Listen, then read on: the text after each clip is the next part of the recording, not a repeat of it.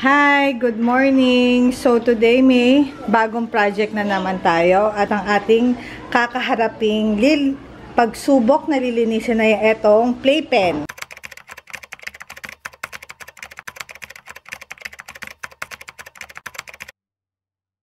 Itong playpen na to bigay ni Gladys Crisostomo. So lalagay na namin yan doon sa CR. Oh, Marcela, may shoes ka na.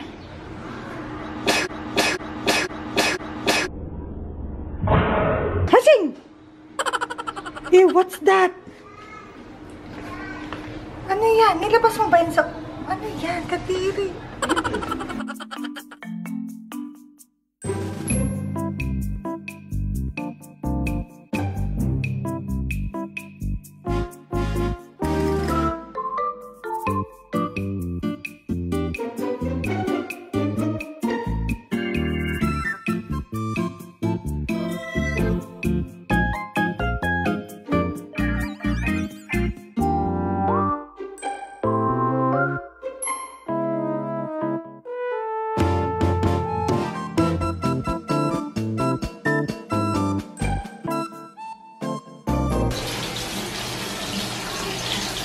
Bababad na po natin ang mga crib.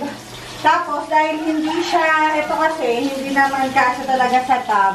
So, ang gagawin namin, every 1 hour or 30 minutes, babalik rin namin siya. Mga 2 hours namin siya ibababad dito sa solution na ginawa ko kanina.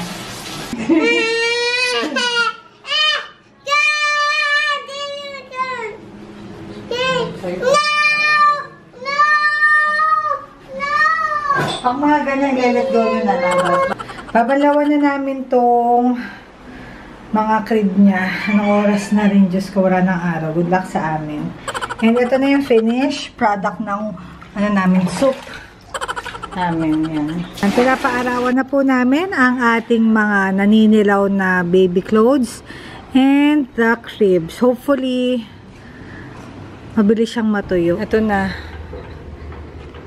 Uy! Tuyo na, guys. Malinis na yung crib ni Marcela. So, lumabas uli yung paninilaw niya. Ito dapat yung finished product niya, guys. Diba? Tapos biglang, lumalabas pa rin. Lumalabas yung dumi niya. So sad. Ito, I think I'm happy na with this one. I think this is already clean. Ano nangyari?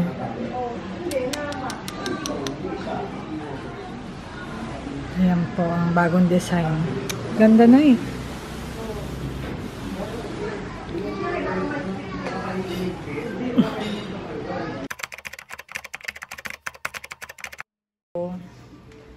Ayan na. After 1 week, ganyan pa rin siyang kadumi. So, itatry ko na lang munang ganitohin yung paglilinis niya. Gamit tong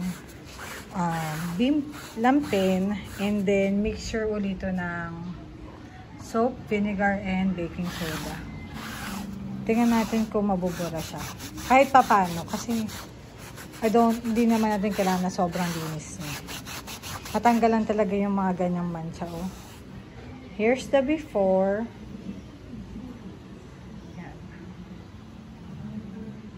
Okay, so ito na yung nagawa ko ngayon. So ito yung sa left side niya.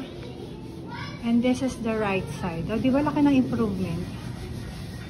So ang ginawa ko is ano muna, basa. Tapos isa-scrub ko siya. Scrub. Tapos hindi ko na siya i-let it sit. Meron akong tuyong towel din na ini-scrub ko naman para hindi na pumasok yung dumi niya.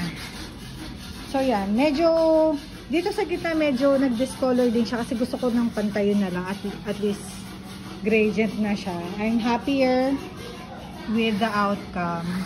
So tomorrow, let's see kung ano siya. Kung okay pa yung color niya ngayon. So ang gagawin ko na ngayon, kalahati muna para makita natin yung difference. Papatuyuin ko na siya nitong dry lampin namin. Iaano ko na, tatanggalin ko na yung basa niya. Ito na yung finished product niya. Tuyo na to. Medyo meron uling discoloration na na nangyari dito sa gilid, pero okay naman siya. O, diba? Malinis na.